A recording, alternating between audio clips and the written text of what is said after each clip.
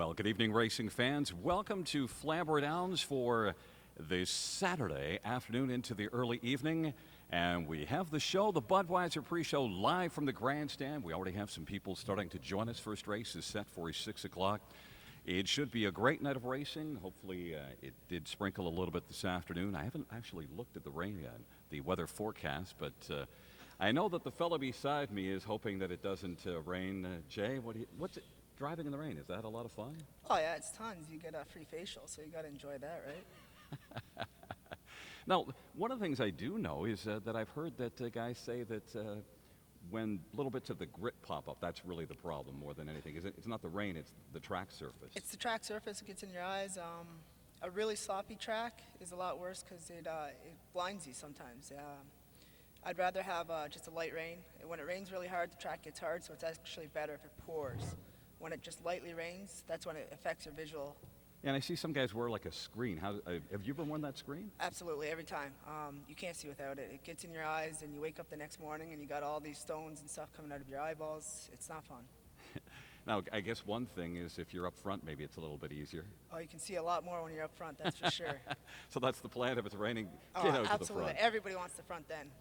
Now, listen, we're really glad to have you here. I want to ask you a couple of things. I noticed that, of course, your dad being Jack Harris and a trainer, and you see how many people, Billy Davis Jr. was over here earlier, Randy Waples, Jody Jamison, all these different people that end up driving, they come from it through a family connection. Yeah. That's your case? Yeah, absolutely. How early on did you know that you thought, yeah, this is what I want to do? Too early. Too early? Yeah, I didn't exactly devote myself to school because of it, but yeah, I knew from an early age that I was going to be in the harness racing business, so. And now, how old are you now? I'm 30. See, I was guessing because I looked back and I saw that you'd been driving for 10 years now. Yeah. And I thought, 20, roughly, ballpark start. You're kind of hot right now. Things are really going your direction. Well, you know, it helps. You get the right trainers behind you, and you can start winning some races, that's for sure.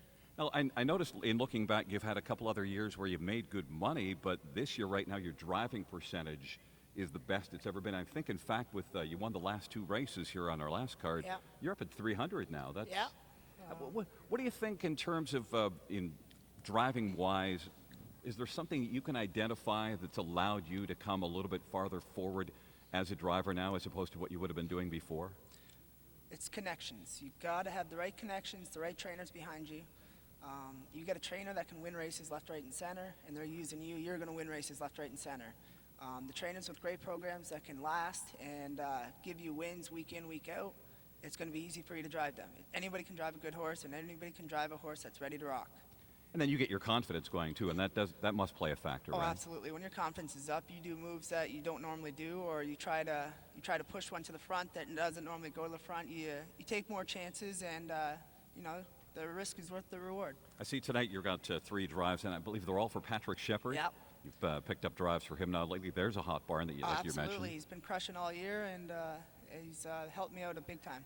Yeah, and you've got one I see like this evening now, Scarlet Starlet in the third. Now, he's likely to be, or she's likely to be the favorite in that race. A little more pressure driving the clear-cut favorite? I think it's less pressure myself. You're the 'cause best and you know it? Well, you get more respect. You know, they want to follow you. If you got a long shot, nobody wants to sit behind you. If you got a favorite, you know, they'll hope that they can beat you up the lane or something like that. So I think you have more options when you're favorite. And you can also be a little bit, you can bully your way a little bit in the race because people know that you've got the best horse, right? Exactly, yep. You can apply a little pressure. Now, if you looked at this third race, one thing too, if somebody's handicapping that third race, it very much looks like it wouldn't be hard to figure out where you're going there. No, anybody that knows me knows where I'm going anyway. So, yeah, we'll be leaving out anyways and giving it a shot on the front. Now, you got a couple other drives later on in the program, and both of those you haven't driven those horses. Now, the trainer comes by and gives you a little information, and how does that work out? Yeah, I'm driving for Patrick, so usually what he says is roll them or point them or let this thing rock, something like that. So I'll probably listen to him. And that's music to your ears? Well, you know, I try to please the trainer, right? There you go. And you know, if you get a horse that doesn't leave on the half-mile track, how much more difficult does that make your job? You gotta rely on the speed of the race. If you got a horse that races at the pace, you need some guys to wrestle up front, make a little speed going to the half. If they get a slow half, you can't make up ground from off the pace. You have to You really have to rely on the speed of the race. Listen, before we get into our segment 8 on the gate, I wanted to ask you a couple questions, just myself as a watching the races from the vantage point that I have. When you're out there, I hear guys say sometimes where, you're chirping at another driver and this, and how well do you hear each other? You can hear each other very well. Yeah? Yeah. When people are bad-mouthing me, I can hear every word they're saying. Are there certain guys, like, who out there doesn't talk at all? Like, they're never saying a word?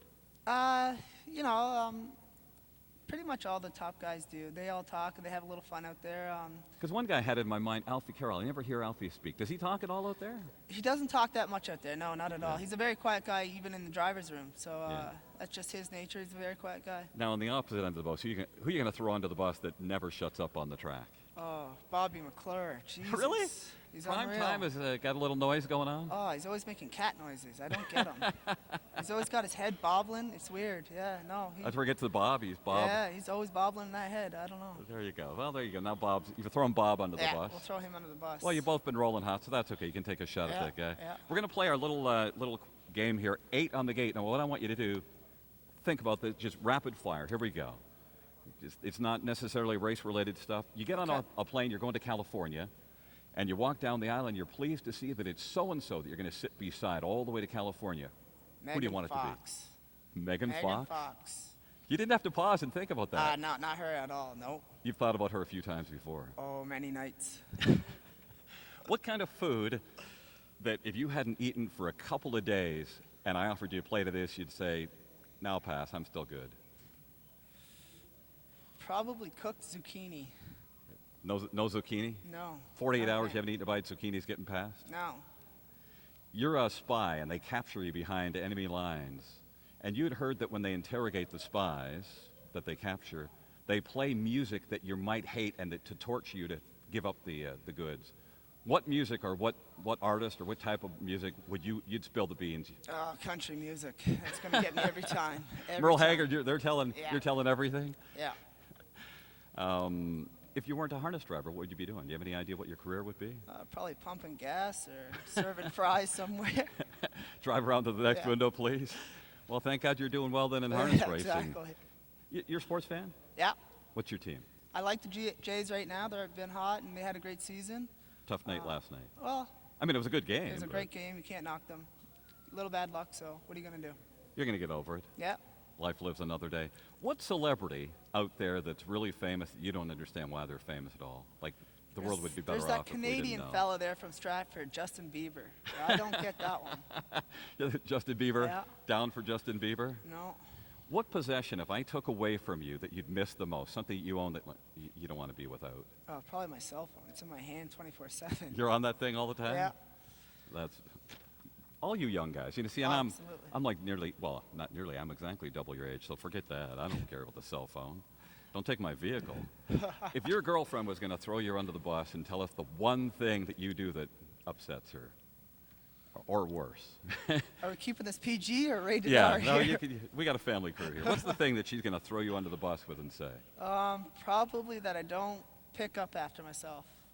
Well, that's a shock. A young guy doesn't pick up after himself. And I'm such a clean guy, and she always you go. complains, yeah.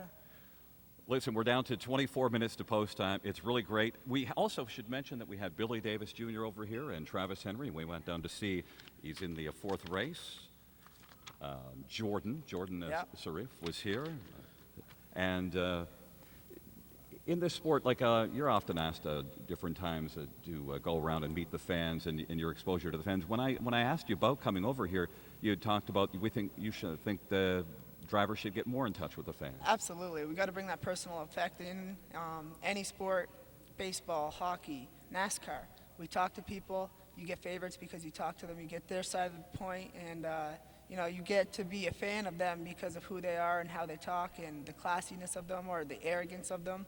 And that's what we've got to bring into it, that personal touch, that make them want to like you. Yeah, the one thing I know makes NASCAR really popular is the drivers are really approachable in NASCAR, and they really market that. They do, and that's why it's popular, is because they make heroes out of these guys, or they make bad guys out of these guys, and it makes it entertaining. You want to be a part of it. And this is a really blue-collar sport, so if they met a lot of you guys, I mean, you're down-to-earth, regular guys. Yeah, absolutely. All of us are normal, and none of us are special. So. As normal as normal Yeah, can be, exactly. right? So. Do you have any friends that have no connection to horse racing and they wonder when they find out what you do for a living, it just throws them like, what's that like? Well, they just don't understand it at all, to tell you the truth. And, you know, they'll often ask me, like, do you make money in that? Like, normally people think, oh, it's horses, it's expensive, you lose money. That's the general consensus I get. I gather just from what you've said, you're glad you wouldn't want to be doing anything else. This is your life. This is it, yeah. I caught the bug early, and I couldn't get out if I tried. Well, we wish you the very best of luck that you got this hot streak going now. You're going to try to do everything you can to keep it rolling. I got no choice now. I'm 30 there you years go. deep. Jay Harris, thanks very much, Perfect. Jay. Thanks, guys. Good luck to you. All right, thank you. We're going to be coming up with changes in about a minute. We'll have the changes on this evening's Cardiff Racing. Of course, we have, let me just take a look. I'm not even sure if we have 10 or 11 races. We have 11 this evening for the first race at 6 o'clock.